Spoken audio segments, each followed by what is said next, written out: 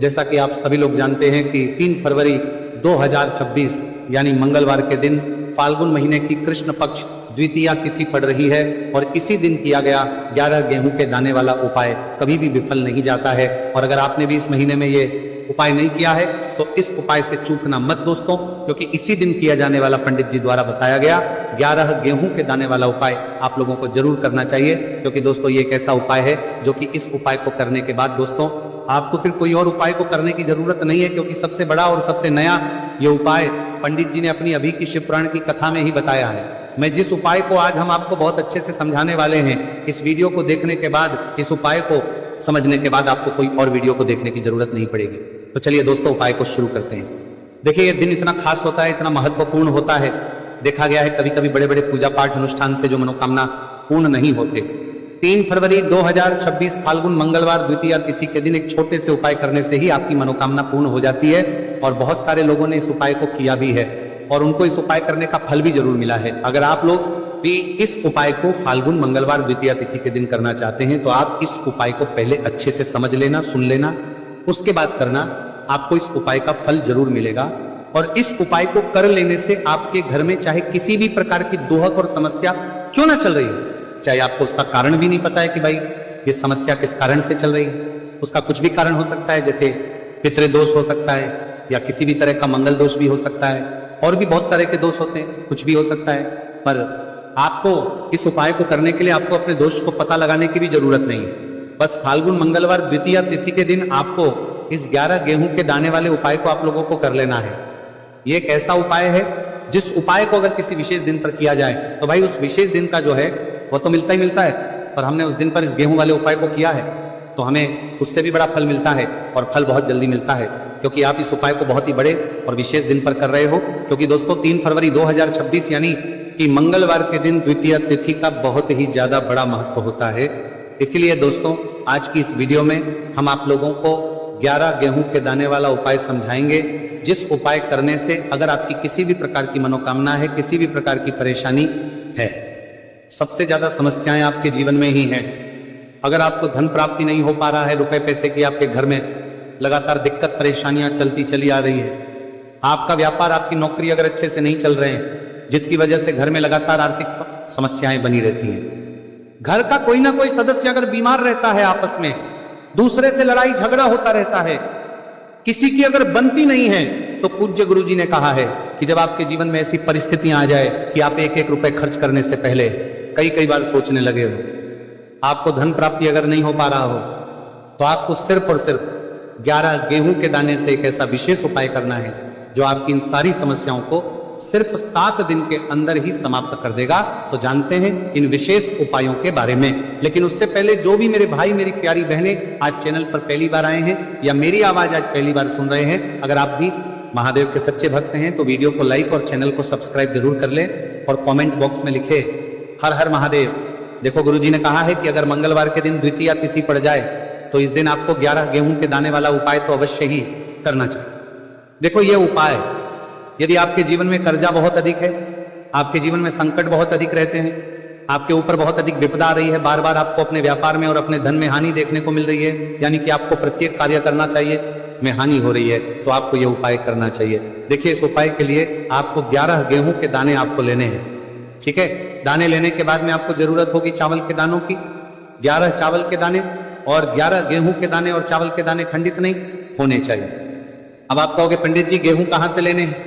देखो आपको किसी भी किराना स्टोर पे गेहूं के दाने मिल जाएंगे, जाके ले लेंगे। अब आप ये सब सामग्री लेकर पहुंच जाओगे महादेव के शिवलिंग के पास में शाम के टाइम पे, प्रदोष काल में। देखो जब आप ये उपाय कर रहे हो तो अपना फेस रखना उत्तर दिशा, नॉर्थ डायरेक्शन की तरफ। अब यहां पे जो मैं आपको क्रम बताने जा रहा हूं ना, उस मेरे क्रम को बहुत ध्यान से सुनिए।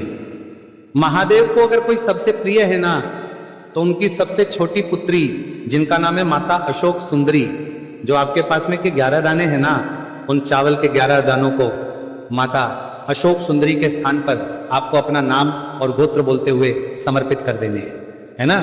चावल के दानों को रखने के बाद में जो आपके पास में तांबे का लोटा है ना, उस तांबे के लोटे को कहीं पे भी हम जल नहीं चढ़ाएंगे, सिर्फ और सिर्फ माता पार्वती का जो हस्तकमल आपको दिख रहा है यहीं पे गोल गोल आपको समर्पित करना है, उसी जल को, और कहीं नहीं। ना माता अशोक सुंदरी के स्थान पर, ना तो शिवलिंग के ऊपर। सिर्फ आपको यहाँ पे गोल गोल जलाधारी पर आपको उस जल को समर्पित करना है।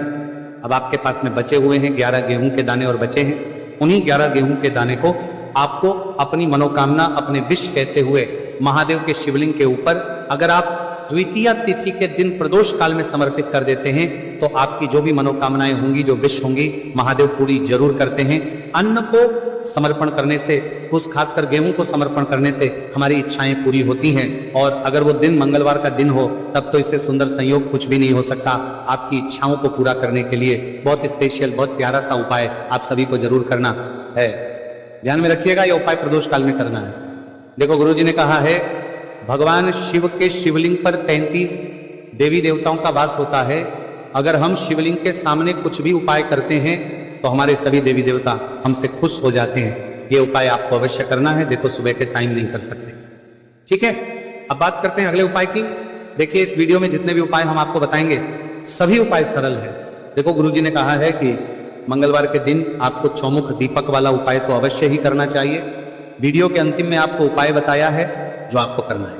देखो, आगे बढ़ने से पहले वीडियो को एक लाइक जरूर करें। देखो, सबसे पहला उपाय, यदि आपके जीवन में कर्जा बहुत अधिक है, आपके जीवन में संकट बहुत अधिक रहते हैं, आपके ऊपर बहुत अधिक विपदा आ रही है, बार बार आपको अपने व्यापार में और अपने धन में हानि देखने को मिल रही है, यानी कि आपको प्रत्येक कार्य में हानि हो रही है, तो आपको यह उपाय करना चाहिए। देखिए, इस उपाय के लिए आपको मात्र 1 लौंग का जोड़ा लेना है, यानी कि 2 वाली लौंग लेनी है। साथ में आपको मात्र थोड़ा सा शहद लेना होगा और इसी के साथ में आपको तांबे के पात्र के अंदर शुद्ध जल लेना होगा।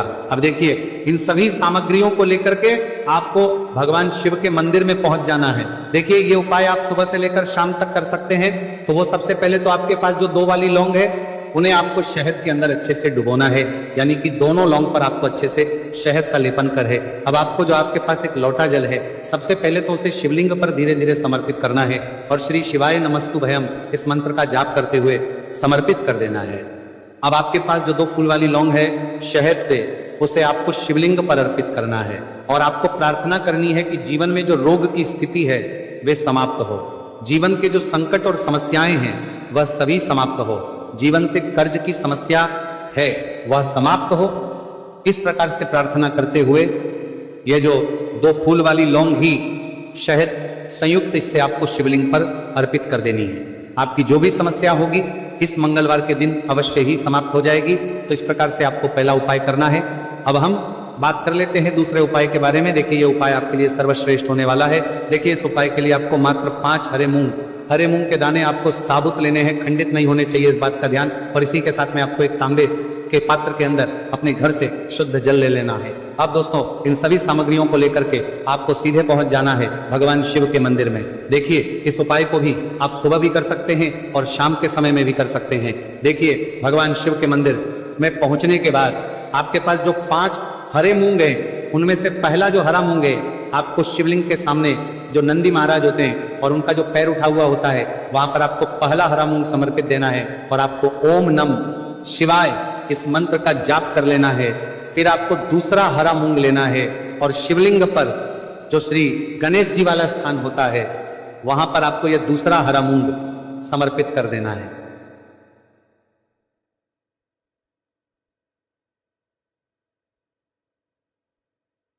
यानी कि शिवलिंग के सीधे तरफ आपको यह दूसरा हरा मूंग समर्पित करना है और फिर आपको ओम नमः शिवाय या फिर ओम श्री गणेशाय नमः इस मंत्र का जाप कर लेना है।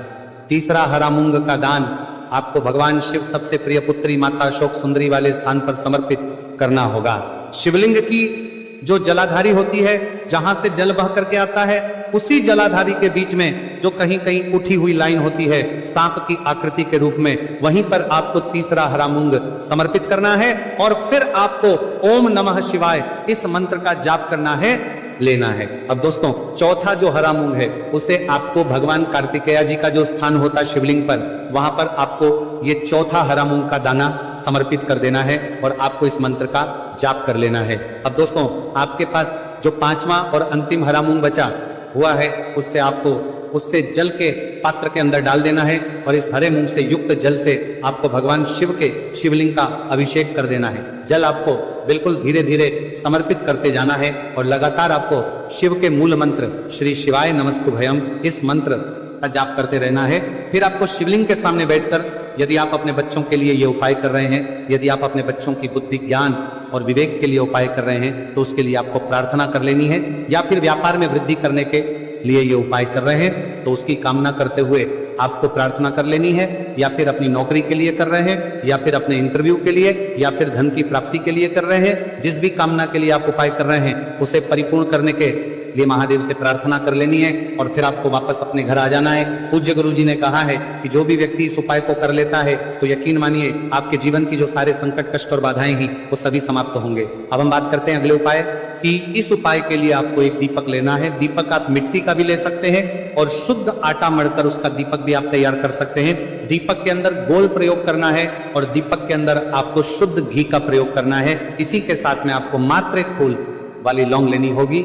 अब ये एक दीपक और एक फूल वाली लौंग लेकर के सीधा आपको पहुंचना होगा बरगद के वृक्ष के।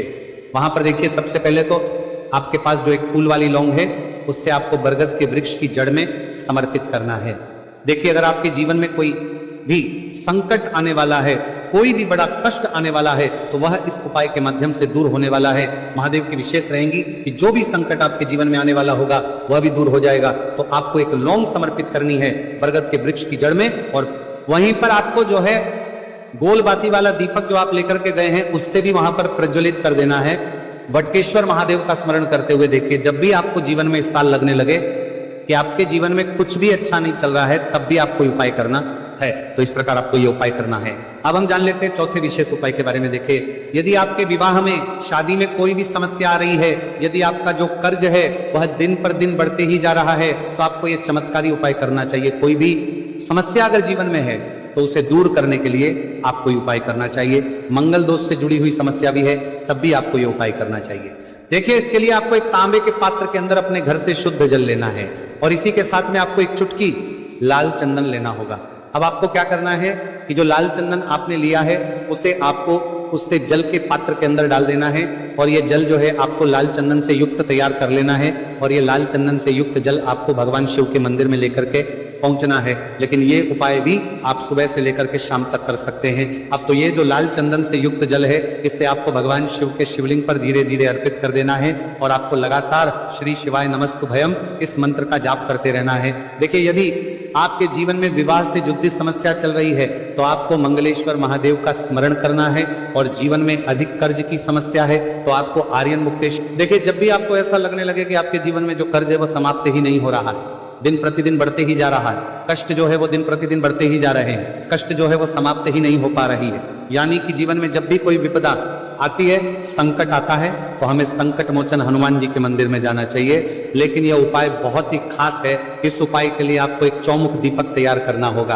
आपको एक दीपक लेना है, दीपक के अंदर 4 बातियां लगानी है। देखो, बाती के लिए आपको मोली वाला धागा आता है कलावा का, उसकी भी बना सकते हैं, या फिर आप सफेद रुई की जो बत्तियां हैं उन्हें भी बना सकते हैं। अब आपको लेना है एक कटोरी सरसों का तेल और अब इस दीपक के अंदर या तो आपको चमेली का तेल डालना है या फिर जो आपने कटोरी सरसों का तेल लिया है उसमें आपको सरसों का तेल डालना है और इसी के साथ में आपको मात्र एक फूल वाली लौंग भी लेनी है।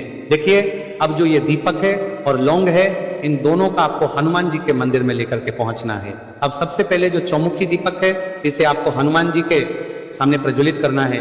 दीपक को प्रज्वलित करने के बाद आपको वहीं पर एक बार हनुमान चालीसा का पाठ करना है या फिर आप आरण मोचक मंगल स्त्रोत का पाठ भी कर सकते हैं। अब आपके पास जो फूल वाली लोग हैं उनसे आपको अपने सीधे हाथ में रखना है। आपको प्रार्थना करनी है हनुमान जी से कि जीवन की जो भी संकट है, विपदा है, वो सभी आपकी कृपा से दूर हो। और ये जो एक लौंग, इससे भी आपको उससे चौमुखी दीपक के अंदर डाल देनी है और अपनी मनोकामना बोल देना है। गुरुजी कहते हैं कि कुछ दिनों में ही आपकी सब मनोकामना पूरी हो जाएगी।